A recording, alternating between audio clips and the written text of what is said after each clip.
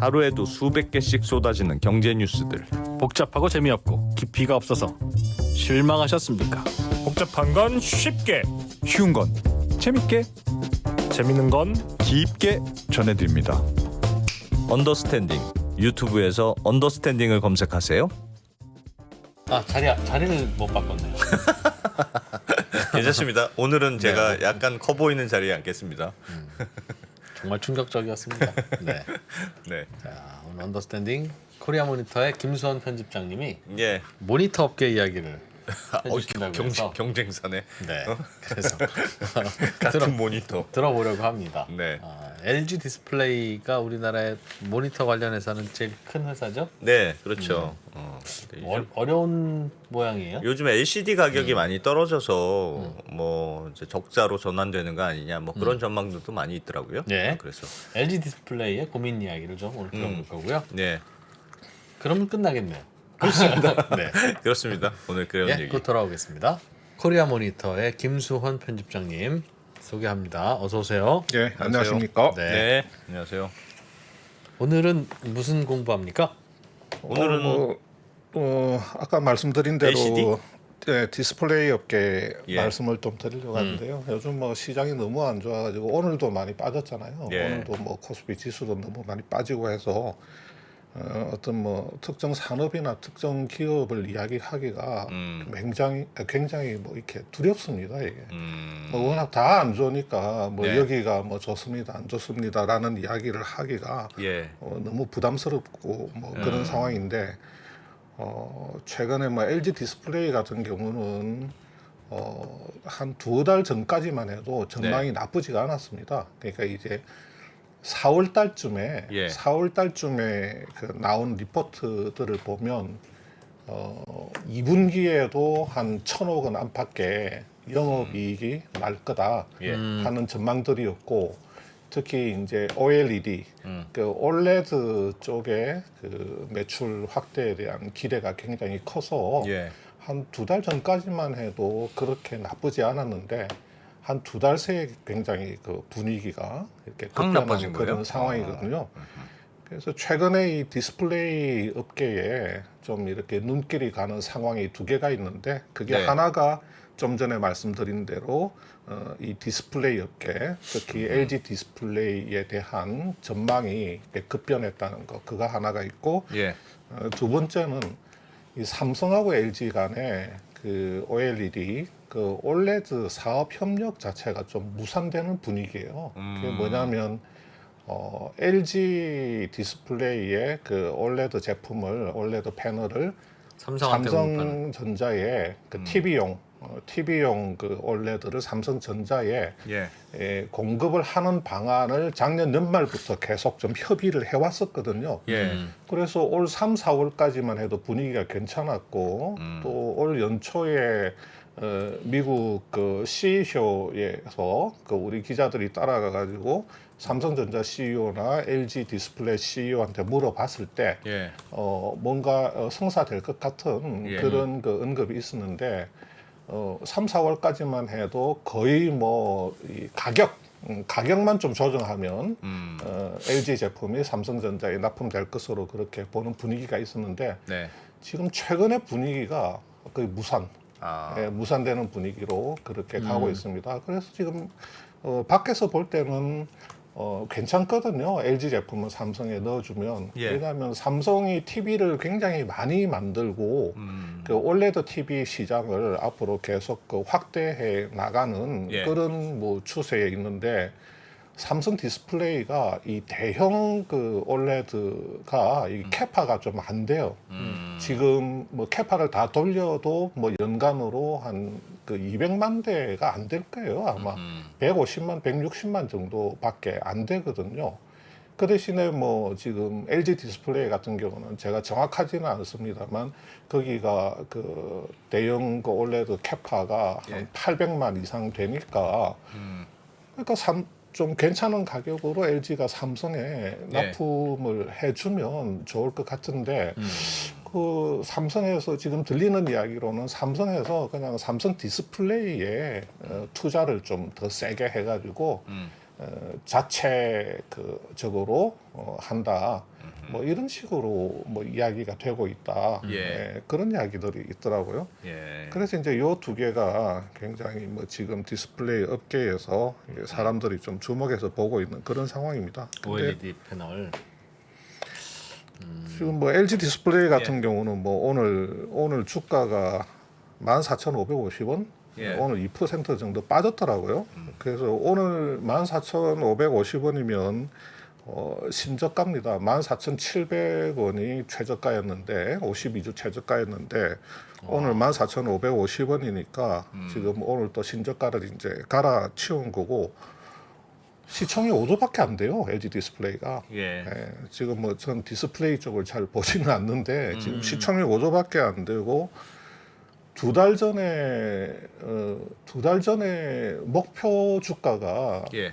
한 28,000원 정도 나왔었어요. 예. 그 애널리스트 리포트들 보면 불과 두 달 전에 목표 주가 28,000원 나왔던 종목이 이게 두 달 만에 그냥 반토막 난 거예요. 14,550원. 그러니까 이제 두 달 사이에 이게 도대체 무슨 일이 있었느냐. 그게요. 예. 지금 일단은 뭐 가장 큰 원인은 뭐 LCD 가격 하락이 계속될 거라는 전망 때문이죠. 예. 그나마 뭐 조금 디스플레이 업계를 좋게 봤던 것은 OLED 쪽이 굉장히 매출이 확대되고 그 LCD 가격 자체가 2분기에는 뭐 이렇게 추가로 이렇게 빠진다든지 작년 말부터 좀 빠졌거든요. 예. 작년 말부터 이제 슬금슬금 빠졌지만 2분기에는 뭐 그렇게 추가로 빠지지 않을 거라는 전망들이 많았는데 지금 계속해서 빠지고 있단 말이에요. 야. 그래서 일단은 뭐 한 두 달 새에 이제 그 경기 침체, 리세션, 뭐 지금 스태그플레이션 이야기까지 나오고 있는 상황이고 예. 어차피 지금 코로나 특수가 거의 소멸됐다고 봐야 되잖아요. 그 예. 디스플레이가 코로나 때 좀 재미를 많이 봤거든요. 하루 종일 집에서 사람들- 뭐 보니까 좋은 거, 그렇죠. 큰 거. 뭐 집에서 뭐 스마트폰 보고 뭐 태블릿 뭐 이렇게 모니터에서 뭐 이런 거 하고 TV 보고 그러다 보니까 당연히 뭐 디스플레이 쪽도 세트가 팔리니까 디스플레이도 굉장히 좋았고 예. 그래서 코로나 때 상당히 재미를 많이 봤는데 그런 특수가 소멸되고 특수 소멸되자마자 경기 침체되고 그러니까 수요가 부진한 거죠. 그 전방 수요가 세트 수요가 부진하니까 당연히 이제 LCD 패널 가격은 조정을 받을 수밖에 없는데 예. 근데 이게 중국 업체들이 이게 문제인 거예요. 그래서 지금 중국 업체들이 가동률을 좀 낮춰줘야 되는데 네. 가동률을 좀 낮춰서 생산량을 줄이면 그러니까 아무래도 이제 가격이 좀 받쳐지는데 이게 지금 중국 애들이 거의 치킨 게임 하자는 식으로 달려들고 있는 거예요. 걔들은 중국 그 정부의 그 예. 지원을 받잖아요. 뭐 여러 가지 세제 혜택뿐만 아니라 뭐 자금적으로 여러 가지 혜택을 많이 받고 뭐 인건비도 우리나라보다는 뭐 당연히 좀 쌀 것이고 예.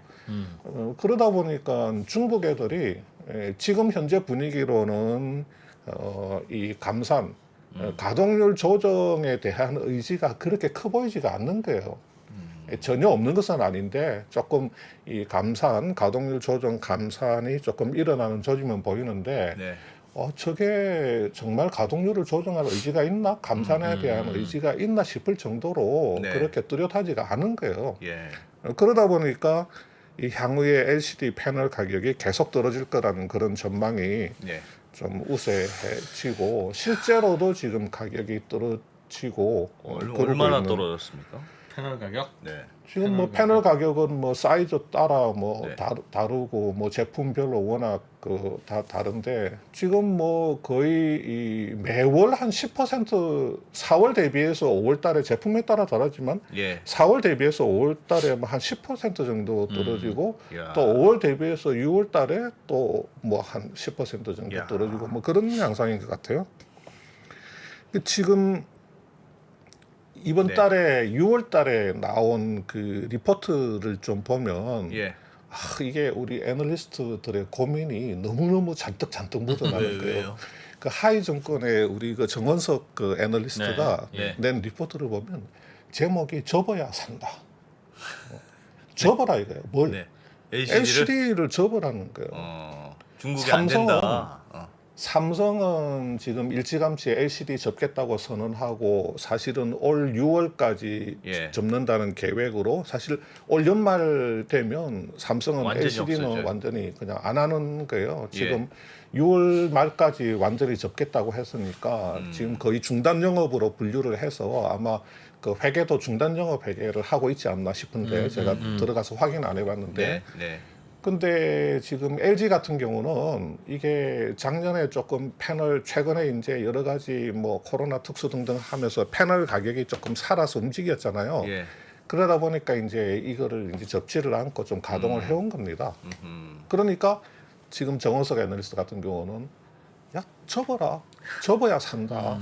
왜 접어야 사는지 그거는 제가 뒤에 우리 정원석 애널리스트 리포트 내용 조금 예. 곁들여서 말씀을 드리겠는데 아이고야.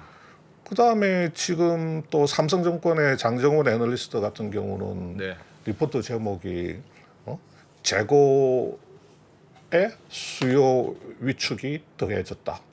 지금 유통 채널에 재고가 많거든요. 사람들이 안 사니까 지금 소매 도매점에 채널에 깔린 재고들이 많단 말이에요. 거기다가 소비자들이 안 사니까 예. 지금 채널에 재고가 쌓여 있다 보니까 어떻게 해요? 제조업체에서 출하가 안 되죠. 예. 뭐 만들면 뭐 유통 재고가 쌓여 있는데 만들면 뭐예요? 제조업체에서. 그러니까 지금 재고도 쌓여 있는데 지금 수요가 살아나야지 빨리 유통 재고가 빠져야지 이게 출하가 되는데 이게 지금 안 되고 있다. 그러니까 예. 이게 얼마나 심각한지 알 수가 있는 거죠. 그러니까 뭐 키움증권은 그냥 뭐 제목이 뭐 불확실하다. 그냥 잘 안 보인다 지금. 불확실하다 이런 거거든요. 이게 이제 4월 달에는 이게 확연히 드러나는 게 뭐냐면 4월 달에 리포트는 예를 들어서 NH증권 같은 경우는 4월 달에 28,000원 목표 주가 제시하면서 예. 이게 레벨이 달라진다. 그러면서 이제 4월, 뭐 그게 4월 달이에요? 4월 달에 나온 리포트에 좋아질 거라는 쪽으로. 그렇죠. 이게 레벨이 달라진다. IT 제품의 OLED 침투 확대 뭐 이런 식의 이제 그 제목이라든지 예. 올 초에도 이제 또 일부 증권사에서는 이젠 뭐 재평가 받아야 한다. 뭐 우리 흔히 하는 말 이렇게 하잖아요. 예. 밸류에이션 재평가 기대. 뭐 이런 식의 이제 분위기들이었는데 예. 이게 지금은 접어야 산다. 야. 뭐 이런 식으로 이제 네. 좀 약간 참혹한 그런 그 제목들이 이렇게 저기 나오고 있는 거죠. 네. 그래서 지금 그 엊그저께 지난주였나 아마 지난주에 그 제가 아는 분이 뭐 이렇게 저한테 물어보더라고요. 예. 그 캐시 코스트라는 말이 어디 뭐 보니까 나오는데 그게 무슨 말이냐 그래서 아니 캐시 코스트라는 말이 그게 어디에 나옵니까? 리포트에 나온다는 거예요. 증거사 리포트에. 그래서 어떤 리포트입니까? 그랬더니 LG 디스플레이 리포트를 보니까 캐시 코스트라는 말이 이게 많이 나온다 그러더라고요. 그래서 이게 무슨 말이냐고 물어보는데 이 캐시 코스트라는 말은 그냥 그대로 해석하면 그냥 현금 비용이죠. 예. 쉽게 말해서 이 현금 제조 원가라는 뜻이죠. 현금이 현금이 들어간 지출되는 비용. 그렇죠. 그러면 이제 제조 원가에는 뭐 현금이 들어가는 게 있고 현금이 들어가지 않는 게 있는데 이 캐시 코스트는 이제 현금이 투입되는 제조 원가다. 뭐 이런 뜻이겠죠. 현금이 투입되지 않은 원가는 뭐가 있을까요? 뭐 예를 들면 대표적으로 뭐 감가상각비 같은 거 그런 거는 제조 원가에는 들어가지만 현금이 투입되는 게 회계적으로만 들어가는 거고 실제로 현금이 투입되는 건 그렇죠. 아니니까. 손익 계산을 할 때 감가상각비라고 하는 비용을 그렇지. 집어넣는 거지만 그게 캐시 아웃되는 것은 아니니까요. 직원 월급이라든가 뭐 원재료 사오는 비용 뭐 이런 것들이겠네요. 그럼 캐시 코스트라는 거는 그렇죠. 직접 현금을 예, 지불하는 재료비 같은 거, 예. 직원 급여 같은 거 뭐 이런 것들인데 제가 그냥 어차피 이제 이 캐시 코스트라는 말이 나온 김에 예. 그림으로 그렇게 어려운 건 아니니까 그냥 예. 그림으로 간단하게 한번 알겠습니다. 보여드릴게요. 네. 우선 여기 뭐 이건 이제 LG 디스플레이의 주가입니다. 네. 주가 보면 이게 작년 그 12월 작년 말만 해도 분위기가 괜찮았어요. 여기 이제 정상년만이에요. 26,000원이. 이렇게 이제 괜찮았는데 진짜 이게 어마어마하구나, 이게 이게. 아마 이게 그 52주 최고가였지 않겠나 싶은데 하여튼 뭐 지금 올해 들어와서 뭐 이게 아주 그냥 완전 미끄럼틀입니다. 이게 아주 미끄럼틀 지금 타고 있고 오늘 이게 14,550원 그렇게 가 있는 상황이고 네. 이게 캐시 코스트라는 거 아까 말씀드린 대로 이제 현금 원가다 하는 거는 이게 리포트에 어떻게 나와 있냐면 이렇게 나와 있습니다. 최근 리포트에 제가 찾아봤어요. 찾아봤더니 그분 말씀 듣고 그 지목해주는 리포트를 찾아봤더니 LCD 패널은 6월을 기점으로 캐시 코스트를 하회하기 시작 이렇게 돼 있어요. 예. 또 뭐라고 돼 있냐면 일부 패널의 경우, 일부 LCD 패널의 경우 업체들의 제조업체들의 캐시 코스트 수준에 근접하거나 네. 일부 하회하고 있는 걸로 보인다. 그래서 예. 55인치 UHD TV 패널의 경우에는 패널 판가가 5월달에 95불인데 네. 이게 지금 2분기의 추정 캐시 코스트는 99불 정도 되는 거예요. 그러니까 한 4불 정도. 이거는 팔아봐야 계속 이게 손해가 현금 난다. 기준의 제조 원가도 지금 못 못 건지는. 받는다는 그런 상황입니다. 그리고 그 다음에 이제 또 다 제각각 다른 리포트인데 예. 여기 보면 65인치 이상 제품은 아직 캐시 코스트 수준은 아니나 네. 수요 둔화 폭이 예상보다 큼에 따라서 가격 하락세가 지속될 전망이다. 그러면 결국은 캐시 코스트를 하회하게 되는 겁니다. 네. 그 현금 기준 제조 원가가. 예. 자, 예를 들어서 자, 이번 올해 단기에 제품을 10개를 만드는 거야. 제품을. 예. 그러면 자, 제조 원가는 크게 보면 우리가 세 가지로 볼 수 있습니다. 재료비, 예. 그다음에 인건비. 나머지는 그냥 다 몽땅 다 묶어서 그냥 간접비라고 하는 거야. 이런저런 비용. 네. 예. 재료비, 인건비, 이런저런 비용을 그냥 다 묶어서 통칭해서 그냥 간접비 이렇게 예. 하는 거거든요. 예. 그러면 10개를 만드는데 재료비가 10만 원 들어가고 인건비가 10만 원 들어가고 그냥 여기 간접비는 딱 그냥 두 개만 감가상각비하고 공장 임차료만 계산할게요. 예. 5만 원, 5만 원. 그럼 이게 합이 얼마입니까 이게? 30만 원이죠. 예. 그러니까 10개 만드는데 총 30만 제조 원이 원가가 30만 원 들어갔으니까 한 개당 제조 원가는 3만 원이죠. 그렇게. 네. 근데 이걸 이제 캐시 코스트는 예. 재료비는 돈이 들어가야 돼. 인건비도 돈이 들어가야 돼. 그다음에 여기 임차료 있죠. 임차료도 돈이 들어가야 돼. 그러니까 이거 다 묶으면 25만 원이죠. 네. 그러니까 이게 이제 캐시 코스트인 아. 거야. 그다음에 감가상각비는 우리가 그냥 그 손익 결산을 할 때 감가상각비라고 하는 숫자를 비용으로 넣어주는 거니까 예. 이거는 비캐시 코스트가 되는 거죠. 알겠어요. 그건 빼고 요 실제로 돈 나간 비용만 그렇죠. 생각해 보자. 근데 이게 이제 착각하면 안 되는 게 재료비는 외상으로 사올 수도 있잖아요. 당연히. 예. 그렇죠. 물론 인건비도 뭐 미루고 안 줄 수는 있어. 안 줄 네. 수도 있지. 예? 줘야 되지만. 예. 예를 들어서 재료를 외상으로 사오면 그거는 캐시 코스트입니까 아닙니까? 그 캐시 코스트예요. 어차피 그것도- 단기에 지급해야 되는 거예요. 네. 네. 그냥 이거는 단기에 그냥 당연히 빨리 지급을 해야 될 돈이기 때문에 사실상의 캐시 코스트로 이렇게 알겠습니다. 보는 거죠. 그러면 제품 한 개의 캐시 코스트가 얼마냐면 25,000원이죠. 예.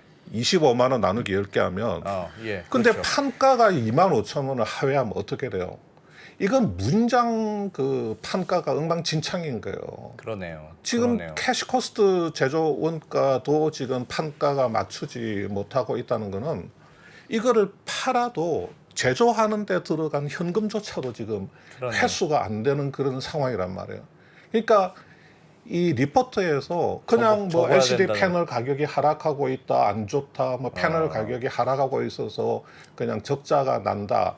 단순히 그렇게 이야기를 하지 않고 캐시 코스트를 하회하거나 캐시 코스트에 근접하고 있다고 굳이 그렇게 이야기하는 이유는 굉장히 지금 상황이 좀 안 좋다 하는 걸 말하기 위해서 캐시 코스트를 덜 먹이는 것 같아요. 근데 이제 이 캐시 코스트라는 게 뭐 꼭 디스플레이에만 나오는 이야기는 아니고 예. 뭐 반도체도 마찬가지죠. 뭐 메모리 반도체도 가격이 떨어져 가지고 캐시 코스트 현금 기준의 제조 원가에 못 미치면 캐시 코스트를 하회할 수도 있는 거고 모든 업종에 다 적용이 되는 겁니다.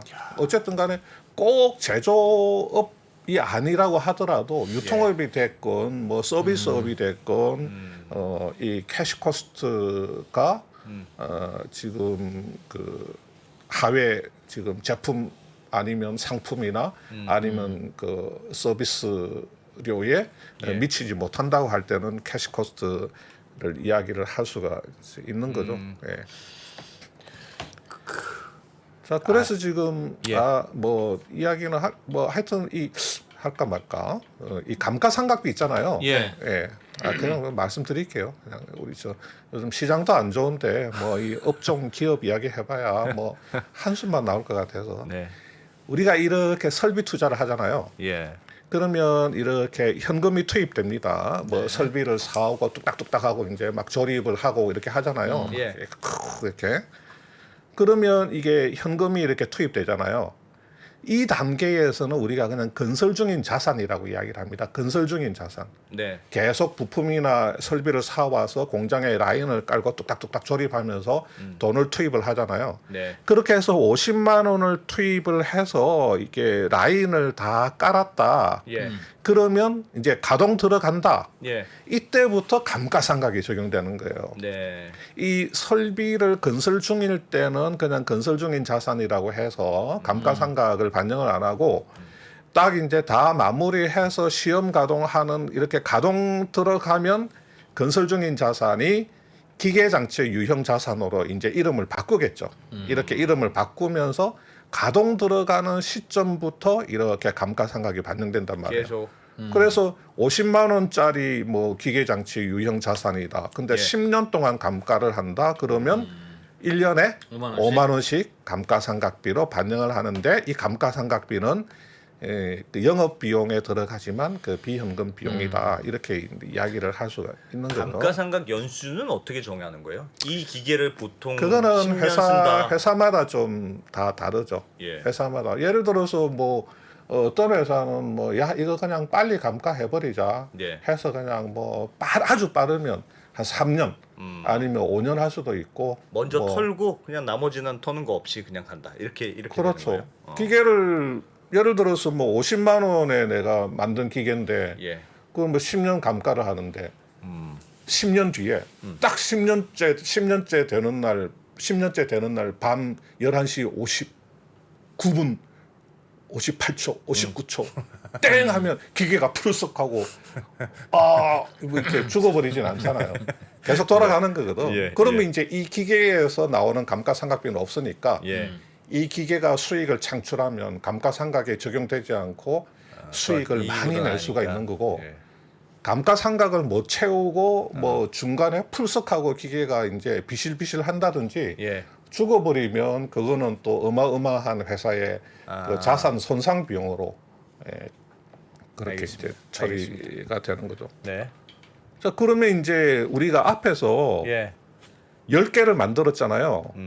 한 개당 제조 원가가 얼마였어요? 3만 원이지. 예. 3만 원도 안 낸다. 요거를 예를 들어서 5만 원에 팔아. 예. 그러면 이제 여기 그림에 보시는 것처럼 이 그림 한번 볼게요. 자, 10개를 3만 원 제조 원가로 만들어서 8개를 판매를 하면 예. 이 개당 5만 원씩 판매를 하면 매출은 40만 원이고 매출 원가는 38, 24에서 24만 원이니까 매출 이익은 이렇게 16만 원이 나오겠죠. 그죠? 예. 네. 예. 자, 뭐 이렇게 계산을 하면 되는 겁니다. 알겠습니다. 그래서 뭐 캐시 코스트라고 하는 게 그렇게 이제 뭐 특별히 어려운 개념은 아닌데 알겠어요. 그 우리 그 뭐 이 그림은 뭐 나중에 설명드릴게요. 그 지금 그 정원석 애널리스트가 예. 아까 접어야 산다 그렇게 이야기를 했잖아요. 예. 그 이제 그 내용을 보면 이렇습니다. 지금 이 LCD 패널이 역사상 가장 지금 낮은 수준의 가격을 형성하고 있다는 거예요. 예.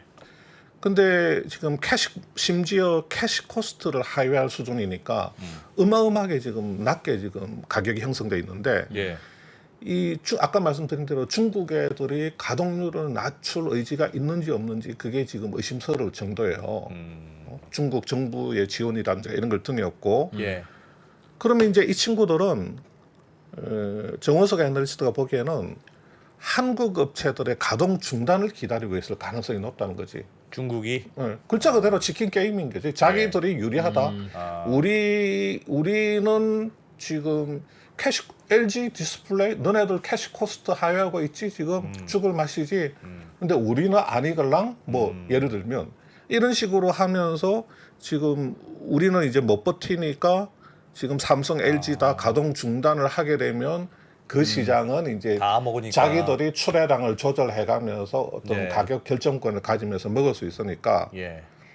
자 그러면 만약에 그런 생각을 가지고 있다면 LG 디스플레이가 가동 중단을 안 하고 예. 계속 버티면 중국 애들도 그냥 고 하다 보면 패널 가격은 계속 이렇게 추락을 할 가능성이 높다는 거죠.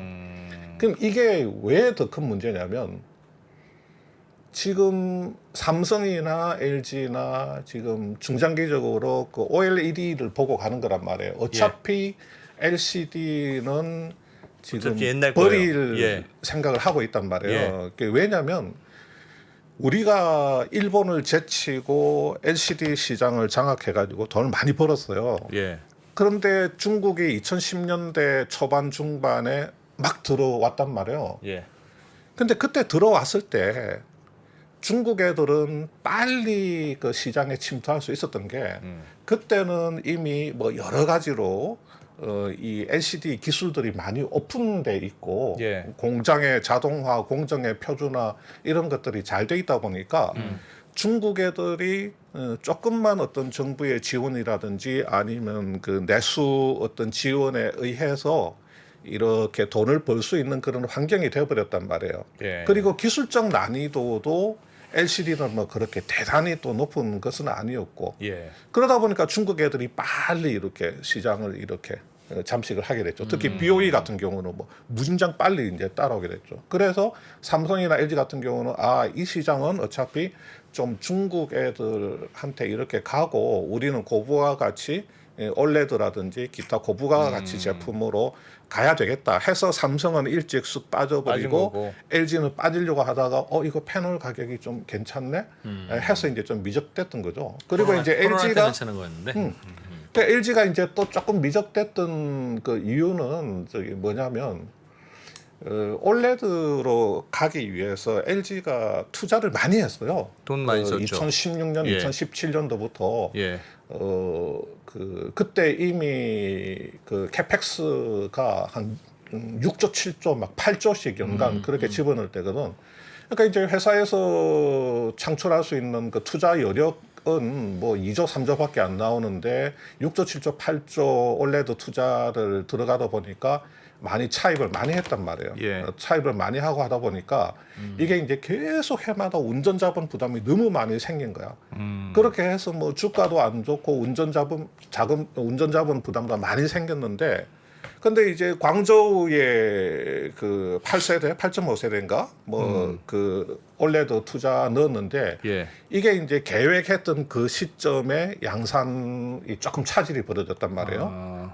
이거 이제 뭐 코로나 뭐 이런 영향도 좀 있었을 것 같고, 예. 그 양산 들어가는 시점에 차질이 좀 생기고 하다 보니까 그리고 이제 초기에 아마 뭐 수율도 이제 또 별로 안 좋게 나왔을 거고, 예. 그러다 보니까 이제 자금이 더 말리게 된 거예요. 더 말렸어.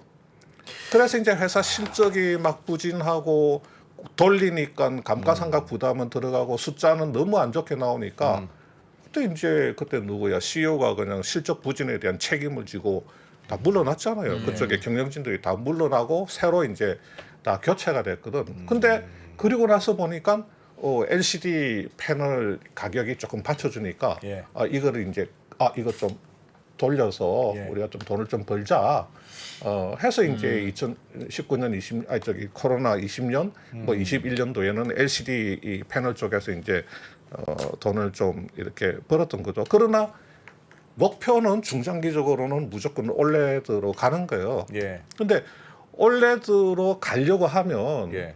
올레드 게 많이 팔려야 돼요 지금. 지금 올레드가 매출에서 지금 차지하는 비중이 아직 50%는 안 돼요. LG 예. 같은 경우에 예. 아마 한 40% 정도 되나? 지금 한 40%까지는 올라온 것 같은데 근데 LCD 패널 가격이 계속 떨어지게 되고 여기에 따라서 LCD를 채용한 세트 제품 가격이 떨어지면 네. 이 소비자들이 LCD 세트 제품에 손이 잘 안 가는 거예요. 가격이 떨어졌는데? 아니 저기 OLED 제품에 OLED 제품에 예, 그렇죠, 손이 잘 안 가는 예, 거야. 예. 예. 그래서 이제 이 우리 저 정호석 애널리스트가 보기에는 야 이거 LCD 패널 가격이 지금까지 이렇게 계속 떨어지는 추세라고 하면 예를 들어서 LCD TV 가격도 무진장 떨어질 거란 말이죠. 그렇게 되면 아무리 아직은 OLED는 그 가격 그 이게 다운시킨 데는 상당히 제한적이란 네, 말이에요. 네. 그러다 보니까 이거 소비자들이 OLED에 손이 안 갈 거라고 이게 안 상대적으로 너무 비싸니까. 안 가게 되면 이게 OLED 쪽을 중장기적으로 키우는 게 이게 그 벅찬 상황에 그게 이제 더 문제라는 거예요. 그런 상황 자체가. 야. 그래서 접어야 산다고 하는 이야기가 OLED를 키우고 싶으면 지금 LCD 를 좀 접어서. 조금 더 과감하게 LCD를 지금 접어야 예전에도 처음에 그 BOE가 하이디스 인수하면서 LCD 시작된 거 아니에요? 예전에. 그래서 처음에 BOE 조그만 LCD, 그러니까 조그만 지금은 지금 말하는 건 지금 LG 디스플레이도 큰 TV에 들어가는 LCD 만드는 건데 작은 것들은 벌써 다 버렸잖아요. 예전에. 그렇죠. 그때도 똑같이 그게 제 몇 년도인지 기억은 정확하게 안 납니다만 BOE가 중국이 만들면서 그때도 중소형 LCD 가격이 폭락해가지고 결국은 우리나라 다 버리고 그럼 우리는 LCD는 TV용 큰 거 비싼 거만 한다. 네. 중국은 요거 아직 못 만드니까 네. 하고 하다가 지금 그렇겠죠. 이제 중국이 다 따라오니까 중국도 이제 큰 거 많이 따라왔죠. 이것도 이제 버려야 되는 때가 되는 거죠. 그러니까 BOE 같은 경우는 뭐 옛날에 뭐지 저 정확하게 기억은 안 나는데 현대전자에서 예. 옛날에 그 기억나실지 모르겠는데 현대전자라는 회사가 있었습니다. 있었어요. 저 현대전자. SK 하이닉스의 모체죠. 네. 반도체 현대전자의 예. LCD 사업부를 별도 분리를 해서 예. 뭐 하이디스라는 회사를 만들었고 그 하이디스를 매각하는 단계에서 그 BOE 애들이 들어와 가지고 예. 그거를 인수를 해서 맞아요. BOE 하이디스라는 회사로 LCD 사업을 시작했던 것 같아요. 맞아요. 그렇게 예. 했어요. 그러니까 그 정도로 걔들이 그때만 해도 그 걔들한테는 LCD조차도 좀 벅찬 우리나라 LCD 업체를 인수를 해서 이제 사업을 하는 그 예. 정도였는데 지금은 LCD 쪽은 기술적으로도 뭐 중국 업체들이 뭐 그 지금 못하는 수준 아니다 그렇게를 보고 있으니까 뭐 우리는 어쨌든 간에 궁극적으로는 그 OLED 쪽 아니면 OLED를 능가하는 어떤 다른 쪽으로 지금 점프를 그러면 그렇게 해줘야 LG 되는 디스플레이는 그 버리면 지금 상황은 예전에도 그랬고 중국 업체랑 LCD 치킨 게임을 벌이고 있어요. 그리고 우리는 그나마 한국 업체들은 OLED가 있어요. 그럼 버리면 되는 거 아닙니까? 아니 너무 쉽게 얘기하나? 버리면 무슨 문제가 있을까요? LG의 고민은 뭘까요? 지금은 뭐 버리면 되죠. 뭐 버리면 우리가 흔히 그 말하는 네. 반영해야 되는 손실들이 있죠. 그러니까 예. LG전자가 스마트폰을 버렸잖아요. 예. 스마트폰을 버리다 보니까 이게 돈을 많이 벌던 회사가 아니고 계속 좀 돈을 못 벌고 어려웠던 사업 부문을 버리게 되면 예. 그 중단 사업에서 중단 영업에서 그 손실로 인식해야 되는 그런 부분들이 발생하거든요. 예. 왜냐하면 그 분명히 일정한 가격으로 장부에 올라 있던 기계 장치들 있잖아요. 그 장치들은 그냥 고철로 내다 팔아야 돼. 그런 아니, 누가 그 제가 쳐주고 갖고 가겠어요. 그렇죠. 갖고 가정 데 있으면 그냥 땡큐 하고 팔아야 되는 거고 갖고 간 데 없으면 그냥 뭐 고철로 예. 그 내다 팔아야 되니까 예. 그런 그 장부가 대비해서 실제 매각가라든지 이런 데서도 크게 손실이 많이 생길 수가 있어요. 그러니까 이제 뭐 좀 약간 그런 그 손실들 그런 예. 것도 이제 있을 수가 있고 뭐 당연히 뭐 인력 재배치 같은 거 이런 거 여러 가지 그러네요. 인력 그런 재배치하고 것도 고민이네. 그러면 관련된 또 특허들은 어떻게 할 것이냐, 예. 관련된 특허들은 또 뭐 팔 것이냐, 보유할 것이냐, 어떻게 활용할 것이냐, 굉장히 이제 복잡한 뭐 많은 문제들이 발생되는데 그럼에도 불구하고 점차 이제 LCD는 이렇게 좀 정리를 하는 게 맞다. 예. 그런 이야기죠. 인건비가 많이 들어가나 봐요. 되게 설비 산업, 장치 산업인 것 같은데. 네. 아우 이거는 뭐 무지무지한 그런 설비 장치 산업이죠. 아니 그리고 이게 어차피 지금 우리나라 디스플레이 업체들도 중요하지만 중국 업체들이 지금 이제 일각에서 걱정하는 거는 예. 어떤 걱정을 하냐면 야 이거 올레드는 그러면 우리가 다 괜찮은 거지. 먹는 거야? 그것도 아닌 것 같은데. 지금 진짜 보니까. LG는 지금 대형 올레드에서는 거의 세계 넘버원 아닙니까? 예. 지금 거의 시장 점유율이 거의 90%, 뭐 90% 수준까지 지금 가 있는 것 같고 중소형 그 올레드에서는 지금 삼성 디스플레이 예. 디스플레이가 뭐 한 70% 정도 해서 휴대폰용. 예. 그 올레드에서는 뭐 삼성하고 LG가 시장을 다 잡고 있는데 이게 그 올레드는 그러면 이게 안전지대냐 중국 애들이 이쪽으로 계속 치고 들어올 가능성은 없느냐 예, 그런 뭐 이야기도 지금 나오고 있죠. 그래서 이제 좀 야 이거 지금 삼성하고 LG가 예. 좀 협력을 해서 어차피 LG는 LG전자라고 하는 세트 업체를 보고 지금 디스플레이 사업을 그렇죠. 하다 보니까 그러니까 네. 대형 올레드를 하는 거야 TV용. 아. 근데 삼성 디스플레이는 삼성전자가 전방에 있잖아요. 휴대폰 여기는 작은 갤럭시가 거야죠, 있거든. 음. 그러니까 이제 중소형 위주로 이렇게 가버린 거죠. 그런데 삼성이 지금 올해 CE쇼에서도 그 퀀텀 닷그 OLED TV 뭐 예. 지금 해외에 출시가 돼 있죠. 예. 해외 출시가 돼 있고 앞으로 OLED TV로 세계 시장을 좀 먹어보겠다고 하는데 삼성 디스플레이는 아직 그 삼성 그 전자의 그 OLED TV를 뒷받침할 만큼 캐파가 안 되고 예. 그러면 삼성 디스플레이는 사실은 OLED TV 시장을 삼성전자가 막 과감하게 야 이쪽이다 해서 막 갔으면 삼성 디스플레이도 일찍 투자를 거기다 많이 했겠는데 예. 이게 이제 조금 약간 뭐 아직 LCD TV도 잘 팔리는데 뭐 어쩌고 하면서 미적미적 하다 보니까 뭐 삼성 디스플레이도 과감하게 투자를 못하고 또 예. 갤럭시가 또 잘 되다 보니까 갤럭시 중소형 쪽으로 막 거기서 이제 돈을 벌고 하다 보니까 대형 쪽으로 신경을 많이 못 쓴 것 같아요. 예. 근데 어쨌거나 지금 상황이 그런 것 같으면 좀 삼성에서 LG 그 제품을 좀 과감하게 구매를 해줘서 LG도 숨통 좀 틔워주고 예. 이런 식으로 뭐 협력 관계를 가져가도 될 것 같다는 네. 제가 뭐 무지한 생각인지 는 모르겠는데 그런 소박한 생각을 해보는데 이게 지금 벌써 6개월째 서로 이야기를 잘 하고 있는 줄 알았는데 또 잘안 최근에 된다. 와서 뭐 거의 무산됐고 뭐 삼성 내부적으로 야 그거 뭐 굳이 LG의 그 WOLED, WOLED, 예. 그 예. 화이트 OLED라고 하는 거 야, 그걸 뭐 굳이 살 필요가 있어? 삼성 디스플레이 여기 그 투자 예. 해서 그 다음에 이제 또 삼성에서 내놓고 있는 OLED TV라고 불러도 되는지는 모르겠는데. 퀀텀 닷? LCD인가 LED에 예. 그 퀀텀 닷 말고 그 뭐 네오 하여튼 그런 거 있어요? 있어요. 약간 네. 그 올레드 약간 흉내 좀 예. 그 네. 필름만 올레드로 해가지고 올레드 비스무리하게 이제 만든 거 그런 것도 있거든요. 그래서 삼성에서 LG 제품을 구매하는 데 있어서 그렇게 굳이. 내부에서 뭐 그렇게 적극적이지 않다 그런 이야기도 있더라고요. 그 삼성 그 LG 디스플레이하고 삼성하고는 정말 많이 싸우더라고요. 그러니까 보통은 잘 그렇게까지 싸우진 않잖아요. 근데 삼성에서 뭐 만들면 그거는 진짜 OLED가 아니고 가짜 OLED다. 뭐 LG에서 그게 이렇게 이제- 막 뭐라 그러고 아니다. 비슷한 거다. 뭐 막 기술적으로 서로 막 논쟁도 하고 굉장히 많이 싸우더라고요. 그난 그게 또 문제인 것 같은 게 예. 그 안프로가 말씀 잘해주셨는데 예. 자 LG에서 그 화이트 OLED 만들고 했을 때 삼성에서 좀 씹었단 말이에요.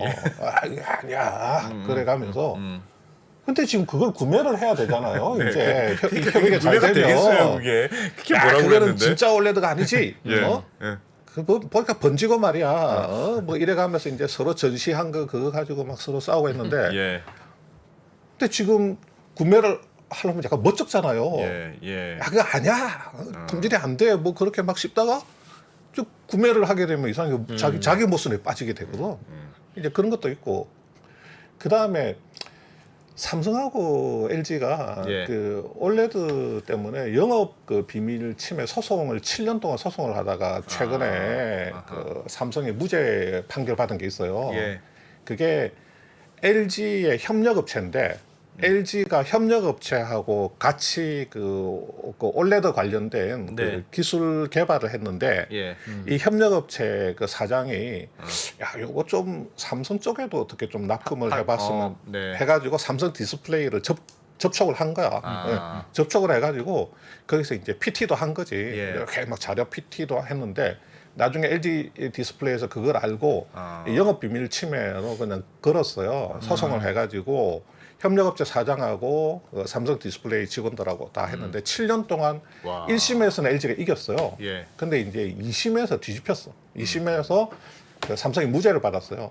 야 이거 보니까 뭐 다 뭐 알려진 기술 같고 그럼 뭐 별로 이거를 막 비밀로 취급해서 관리한 것 같지도 않고 뭐 예, 하여튼 예. 이런 이유를 대 가지고 그 2심에서 그냥 삼성 무죄. 그게 대법에서 그대로 6월 중순에 확정이 돼 버렸어요. 예. 그래서 조금 그거 가지고도 양사가 조금 감정이 상해 있는 부분이 있어요. 이제 예. 그런 것들이 지금 뭐 영향을 주고 있는지는 모르겠는데 예. 지금 하여튼 양사 간의 그 올레드 납품 건은 최종적으로 어떻게 될지 모르겠지만 지금 들려오는 이야기로는 네. 조금 애매하다. 성사 가능성이 이제 별로 네. 높지 않다. 그렇겠네요. 뭐 그런 이야기들이 좀 있습니다. 자, 중국이 무섭긴 무섭네요. 결국은 줘야 되는 사람 아닙니까? 그러니까 뭐 그걸 줘야죠. 가격을 어떻게 이기겠어요? 우리도 그렇게 해서 뺏어온 사람이고. 우리도 뭐 옛날에 뭐 반도체나 LCD 같은 거 할 때 일본 이제 거 그 그렇게 일본 가져왔죠. 그때 일본의 뭐 샤프라든지 뭐 히다치라든지 이런 회사들이 LCD 시장을 다 장악하고 있을 때 예. 눈물겹게 좀 이렇게 기술 같은 거 이런 거 이렇게 배우고 뭐 기술 고문도 모셔오고 뭐 그렇게 해서 이제 뭐 일으킨 거잖아요. 거기에 네. 비하면 중국 애들은 조금 우리보다는 훨씬 더 손쉽게 아까 이야기한 대로 어느 정도 기술 자체가 오픈되어 있는 상황에서 얘네들이 네. 이제 들어오다 보니까 이 손쉽게 좀 시장을 따라온 그런 측면들이 좀 있는 것 같아요. 자, 그 다음에 네. 그 이거 LCD하고는 상관이 좀 없는데 네. 제가 뭐 좀 말씀을 좀 드리려고 합니다. 이거 화면 한번 보시면요. 아, 지금 시장이 됐다 지금 안 좋고 뭐 네. 기업들도 힘들죠. 지금 계속 그 지금 벌써 오늘 아침 신문에 보니까 글로벌리 그 재고가 또 다른 지금 쌓이고 있는 재고가 기업들한테 쇼크를 줄 거다 이런 기사들도 많고 하던데 예. 최근에 어떤 그 신문에서 기사를 굉장히 크게 쓴 게 이게 이 기사를 굉장히 크게 썼더라고요. 알고 보니 이게 뭐냐면 장비상 쇼크. 예. 기업들이 그 14조 네. 올해 1분기에 그 14조의 뭐 역대급 영업이익을 냈는데 네. 뭐 알고 보니 장부상 뭐 착시 쇼크다 네. 이렇게 이제 기사가 나와 있습니다. 예. 그래서 이 기사 내용을 보면 뭐냐면 작년 1분기하고 올해 1분기를 비교를 해봤다는 거야. 네. 비교를 해봤더니 영업이익은 뭐 14조 늘었다. 뭐 이렇게 늘었는데 네. 영업 현금 흐름을 비교를 해보니까 영업 현금 흐름은 오히려 작년 1분기 대비해서 올해 1분기에 더 줄었더라. 예. 그러면 올해 1분기에 이 영업이익이라고 하는 게 이게 회계상의 수치일 뿐인 거고 장부상의 숫자일 뿐인 거고 이 영업이익은 착시다. 그래서 지금 쇼크 네. 상황이다. 이런 네. 이야기예요. 어떻게 봐야 됩니까 이거? 이렇게 이야기를 하면서 또 여기 또 S-오일 사례를 들어놨어요. S-오일. 예. S-오일 또 S-오일이 영업이익이 됐다 좋은데 영업 그 현금 흐름은 좀 못하다. 예. 작년 1분기 대비해서 올해 1분기 영업이익이 1조 3천 정도 되는데 네.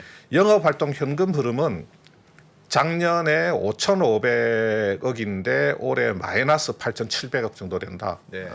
뭐 이런 또 사례들을 이렇게 그 이야기를 해놨더라고요. 이야. 자, 이게 예. 이거 왜 이런 일이 있습니까? 영업활동 우리가- 현금 흐름이 뭐예요? 그걸 알면 될 것 같은데. 뭐 영업 활동을 통해서 나가는 현금하고 예. 들어오는 현금을 플러스 마이너스 했을 때 음. 예, 예를 들어서 나간 현금이 100이고 들어온 현금이 150이면 영업활동 현금 흐름은 그냥 플러스 50인 거지. 예. 그게 영업이익 50억이라고 표현하는 거와 달라요? 그건 다르죠. 예, 그 손익계산서상의 이제 음. 영업이익하고는 다른 이야기인데 우리가 회계상의 이익이다. 예. 이것은 그냥 회계상의 이익이다 하는 거는 어떤 걸 말하냐면 대표적으로 토지 재평가 같은 거 있잖아요. 예. 땅을 10년 전에 10,000원을 주고 샀어. 근데 네. 지금 10년이 지나서 야 그 땅 한번 재평가해 보지. 그래서 재평가를 했더니 10,000원에 산 건데 지금 10만 원이야. 네. 그러면 9만 원의 재평가 차익이 생겨요. 네. 그 9만 원의 재평가 차익을 재무제표에 반영을 하지만 네. 이것은 현금이 온 게 아니다. 현금이 들어오는 그 이익은 아니기 때문에 네. 그냥 회계상의 재평가를 통해서 장부 재평가를 통해서 회계상으로 인식한 이익이기 때문에 그냥 회계상의 이익일 뿐이다. 예. 또는 장부상의 이익일 뿐이다. 이렇게 이야기를 하는 거죠. 그러면 지금 정유사의 이익이라고 하는 거는 예. 정유사의 이익이라고 하는 거는 이거는 회계상의 이익이나 장부상의 이익일 뿐인 게 아니고 실질 이익이에요. 이거는 정제 마진이 만들어낸 영업 활동을 통해서 만들어낸 실질 이익인 거죠. 예. 지금 정제 마진이 얼마입니까? 정유사들 정제 마진이 지금 4불, 5불 되잖아요. 예. 지금 그 싱가포르 복합 정제 마진으로 25불, 26불, 27불, 28불까지 지금 올라가 있습니다. 지금 30불 좀 넘어가는 30불 넘어갈 것 같은데 정제 마진이란 건 뭐예요? 석유 제품 판매 가격하고 네. 그다음에 사온 이 가격하고. 원유를 들여오는 네. 가격, 네. 들여온 원유를 이렇게 정제하는 들어가는 비용, 네. 요거의 차액이 정제 마진이잖아요. 예대금리 마진. 그렇지, 그만큼 남는 거야 정유사 예, 입장에서는 그만큼 마진으로 남는다고 보면 되는 거예요. 네. 이 정제 마진이 영업이익에 결정적인 영향을 주는 거란 말이에요. 네. 근데 이거를 회계상의 이익일 뿐이다, 장부상의 이익일 뿐이다, 또는 뭐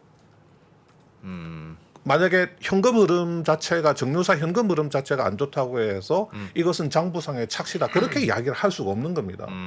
정유사들이 영업 현금 흐름이 안 좋은 거는 이렇게 유가가 굉장히 좋을 때 네.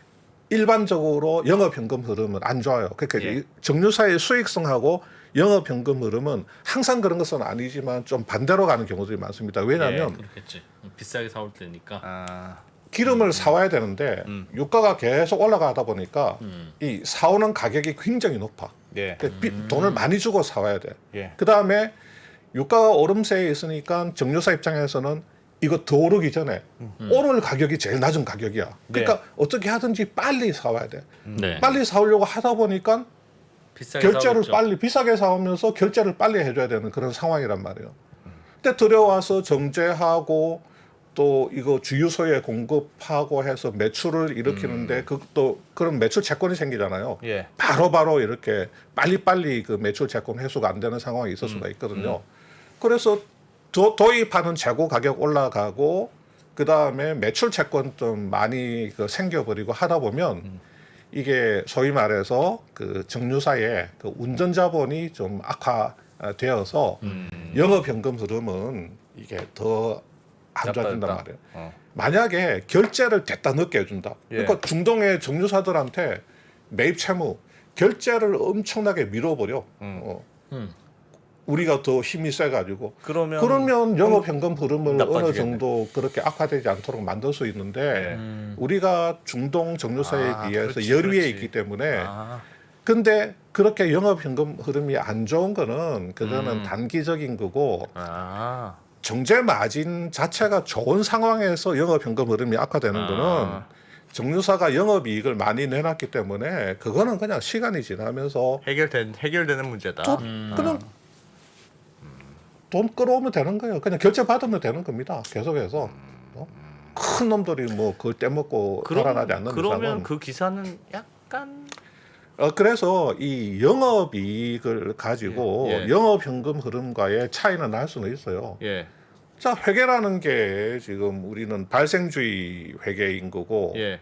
우리가 현금을 받고 물건을 팔아야만 매출로 인식하는 게 아니고 예. 다 외상 거래하잖아요. 그냥 예. 매출 채권. 그러다 보니까 당연히 손익계산서에 찍히는 영업이익하고 현금 흐름표에서 나타나는 그 영업 캐시플로우하고는 차이가 날 수도 있어요. 차이가 날 수 있고 실제 영업 캐시플로우는 영업이익보다도 안 좋을 수도 있고 뭐 예. 더 좋을 수도 있지만 또 안 좋을 수도 있고 뭐 그렇게 돌아가는 건데 이걸 이 영업이익 자체를 회계상의 수치, 장부상의 뭐 착시 쇼크다 이렇게 말하는 거는 이건 굉장히 오바. 그러면 영업활동 현금 흐름에 너무 신경 쓰지 말고 그냥 영업이익을 보면 된다. 영업활동 현금 흐름도 봐야죠. 이 회사의 이제 그 캐시플로우가 어떻게 돌아가는지, 예. 이 회사가 정상적인 매출과 매출 채권이 발생되어서 영업이익이 많이 낮고 예. 상대적으로 매출 채권이 정상적인 영업 활동을 통해서 매출 채권이 증가를 해서 예. 지금 영업 활동 현금 캐시플로우가 좀 낮게 나왔으면 그건 뭐 봐서 그렇게 걱정할 게 없는데 그 차이가 너무 많이 크다. 예. 그래서 뭐 영업이익은 뭐 몇 천억인데 영업 캐시플로우는 뭐 마이너스 몇 천이다. 그러면 한번 뜯어봐야죠. 이게 왜 이런 상황이 발생되는지. 뭐 실제로 옛날에 그 대우조선해양 그 분식회계 사건 같은 경우도 그 영업이익하고 영업현금 흐름하고 차이가 많이 났었거든요. 나중에 알고 보니까 그 이 손익계산 쪽에 그 분식회계가 있는 걸로 그렇게 드러났었잖아요. 그래서 이렇게 차이가 많이 날 경우는 왜 이렇게 차이가 많이 나지 네. 하고 하고 들여다볼 필요는 있는데 네. 그게 조금 다소 차이가 난다고 해서 이걸 그냥 회계상의 뭐 수치라든지 뭐 장부상의 이익이라든지 뭐 심지어 지금 정유사의 이익을 그 재고 평가 이익일 뿐이지 실제 수익이 아니다. 뭐 이렇게 그 주장하는 이야기도 있던데 네. 이거는 그렇게까지 볼 수는 없다. 완전 뻘소리예요. 이런 뻘소리도 없죠. 재고자산 평가 이게 무슨 재고자산 평가 말도 안 되는 그런 소리를. 예를 들어서 그 지금 시간이 다 됐구나. 예. 예를 안 들어서 들겠습니다. 하나 들어주세요. 네. 해주세요. 아니 마봉님 할머니가 떡볶이 네. 장사를 하는데 예. 밀가루를 한 달 전에 들여왔어요. 네. 10,000원어치를. 네. 근데 이 갖고 있는데 밀가루 가격이 올라서 밀가루 가격이 15,000원이 됐단 됐어요. 말이에요. 예. 그렇다고 해서 이 할머니가 내가 10,000원에 사온 밀가루인데 이게 15,000원이 됐네 해서 나는 5,000원의 재고자산 평가 이익을 받네. 이렇게 안 한단 말이에요. 이렇게 재고자산 평가 이익은 인식을 하는 게 아닙니다. 그렇죠. 그렇죠. 그때 우리 여러 번 배웠죠. 그렇죠. 평가 손을 만회하는 거는 있지만 그렇죠. 평가 이익을 잡는 건 예, 없다. 예, 예. 그래서 지금 작년 1분기 대비해서 올 1분기에 기름값이 올랐기 때문에 네. 정유사들이 보관하고 있는 그 기름 저장고에 있는 기름을 계산해서 옳은 국제 시세를 적용을 해서 재고자산 평가 이익이 난 게 그게 지금 정유사들의 이익이므로 이게 뭐 실제 수익은 아니고 그런 식으로 그 이야기를 하면 안 된단 말이에요. 지금 정유사들의 이익은 정제 마진에 따른 실제 그런 거다. 수익이고 이건 다 수익인데. 나중에 다 캐시로 회수가 되는 거고 그런데 다만 영업이익 수치는 더 많이 나오고 영업활동 현금 흐름은 그에 못 미치는 이유는 아까 말한 대로 지금 고유가가 이렇게 유가가 계속 상승기에는 그 운전자본이 악화되는 그 예. 매출 채권, 그 다음에 매입 채무, 재고 자산 이 관계가 아까 한 대로 이제 매입 채무하고 매출 채권의 이제 미스매치. 좀 예. 결제는 좀 빨리 들어가는데 매출 채권에서는 더뎌진다든지 아니면 계속 원료를 도입해 와야 되는데 이 팔았는데. 비싸게 도입을 돈을 많이 주고 도입을 해와야 되니까 예. 그런 데서 그 캐시플로우가 가게에서는 그 영업이익보다 좀 더 악화될 수 그렇게 있다. 들여와서 비싼 정제를 가격으로 해서 비싸게 팔고 팔면. 높은 가격에 팔고 있기 때문에 그 마진이 다 그러네요. 회수가 된단 말이에요. 알겠습니다. 그렇군요. 왠지 오늘은 우울한데요? 좀 들으니까 우리 편집장님도 그 화도 오늘 하던 원래 우리가 하던 사업이 이제 안녕해야 되는 거잖아요. 그렇지. 뭐 어떻게 될지는 모르겠습니다만 길게 보면 떠나 보내줘야 되는 거겠죠. 그러니까요. 헤어짐의 연속인가? 근데 우리도 우리한테 넘기고 이런 우울한 기분을 받았던 일본 업체가 있었을 거 아니겠습니까?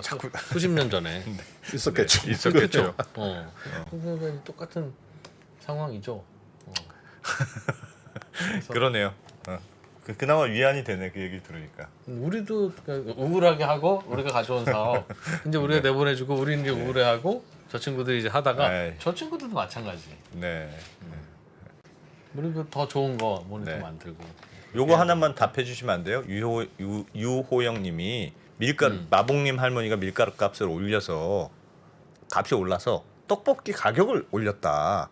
그건 재고 자산 이익으로 평가가 안 되는 겁니까? 이런 지금 이 네. 밀가루 밀가루 가격이 올라서 예. 밀가루 가격하고 떡볶이 가격이 이렇게 동조화되는 게 강해요. 예를 예. 들어서 밀가루 가격이 오르면 당연히 떡볶이 떡볶이 가격도 평가를 올리자. 올린다 그러면 내가 매입해 오는 이 재고는 나중에 영업 이익으로 이렇게 환산되죠. 전환하게 그렇죠. 될 가능성이 매우 높은 네. 겁니다. 그래서 이거는 재고 효과라고 하는 겁니다. 재고 효과. 내가 지금 그 한 달 전에 싸게 들어온 이 밀가루인데 내가 지금 파는 떡볶이는 옛날에 지금 사온 밀가루 거야. 시세에 맞춰서 그렇지. 떡볶이 가격은 올라가거든. 그래서 이제 요게 재고 효과. 재고 일종의- 효과는 있을 수 있다. 재고 효과가 있죠. 이걸 재고 효과라고 하는 거지. 예. 재고 자산 평가 이익이 아니고 알겠어요. 싸게 들여온 재고를 제품으로 만들었을 때 지금 시세가 비싸져 있으니까 그 마진이 커지는 겁니다. 알겠습니다. 재고 효과라고 하는 겁니다. 확실히 재고 효과. 이해됐습니다. 네. 네. 네.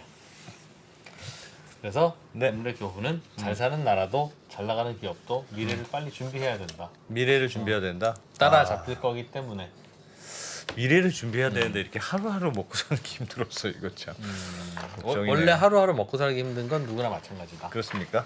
3프로 TV가 지금 언더스탠딩한테 네. 따라잡히고 있어요.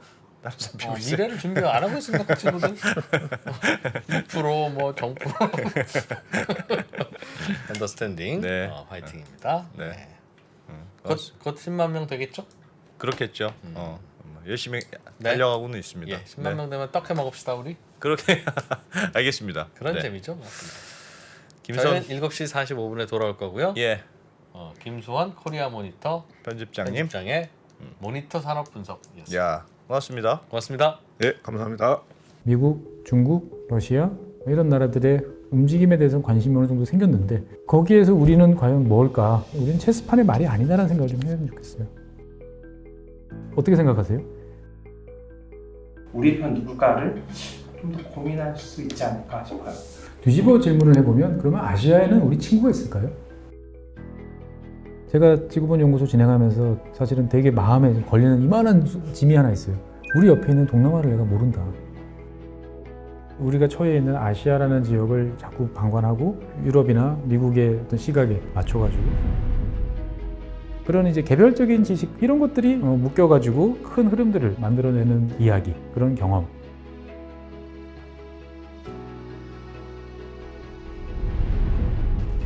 작고 잡다한 지식이라도 그것들을 절대 무시하지 말라. 나는 그건 되게 긍정적이고 그런 지식들을 연결해서 말 그대로 위즈덤이잖아요.